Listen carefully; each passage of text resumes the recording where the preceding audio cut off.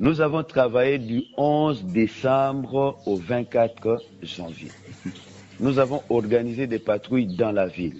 Nous avons sillonné le cimetière d'Inongo.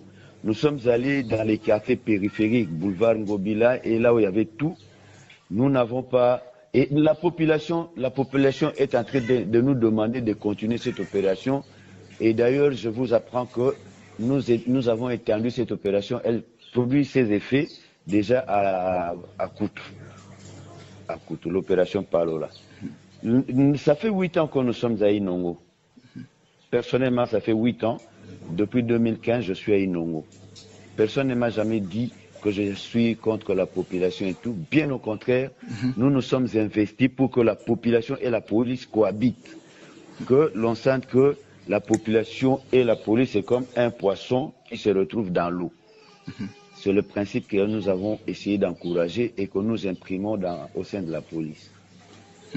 Avec l'opération Palola, mon colonel, est-ce que c'est pas vraiment dans le but de terroriser la population, comme le dit le vice-gouverneur Jacques Mbombaka?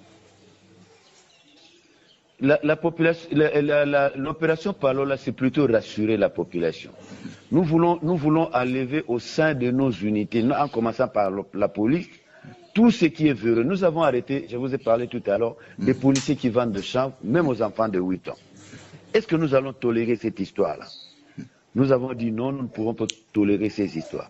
On a commencé par la police et de fil en aiguille, nous sommes allés dans la cité là où il y a des policiers qui vendent et même les populations civiles qui vendent les champs. D'eux-mêmes d'ailleurs, il y a certains citoyens d'eux-mêmes qui ont dit non, commerce on a tiki nabaye. D'eux-mêmes. Et tout ce que nous avons trouvé dans ces commerces, nous n'avons inquiété personne. Nous avons seulement pris le chanvre, le lotoko et tout ça, que nous avons brûlé, le chanvre et tout ça, pour qu'ils ne recommencent pas. Il y a des gens, mais c'est parce qu'il y a les groupuscules gérés par nos acteurs politiques qui se retrouvaient dans ces fumeries, qui ne se retrouvent plus. C'est là où ils allaient se ressourcer pour pouvoir terroriser la population. Maintenant, vous parlez notamment du groupuscule Lokambe social. Il n'y a pas que le Lokambe social, il y a aussi la Cour de cassation. On était habitué à avoir des gens qui sortaient, qui terrorisaient la population, du fait de... En fait, pour les partis, il y a eu des tas d'histoires ici. Mais aujourd'hui, la police donne une autre image. Elle est dans la rue pour rassurer la population. C'est ça notre boulot. Alors, vous êtes appelé communément colonel Bob. Est-ce que vous avez des problèmes particuliers avec les vice-gouverneurs Jacques Mbombaka? Je ne sais pas. Je ne saurais pas le dire.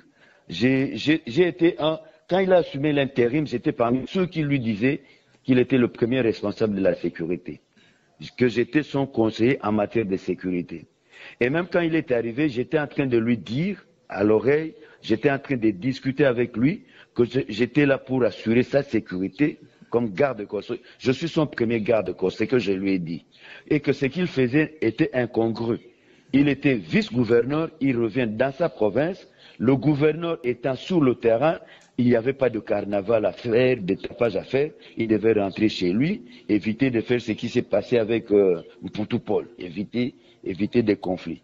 Bon, il m'a répondu que c'est lui et le gouverneur, il est fils, c'est entre fils et maman qu'ils allaient s'arranger. Ça, c'est leur affaire.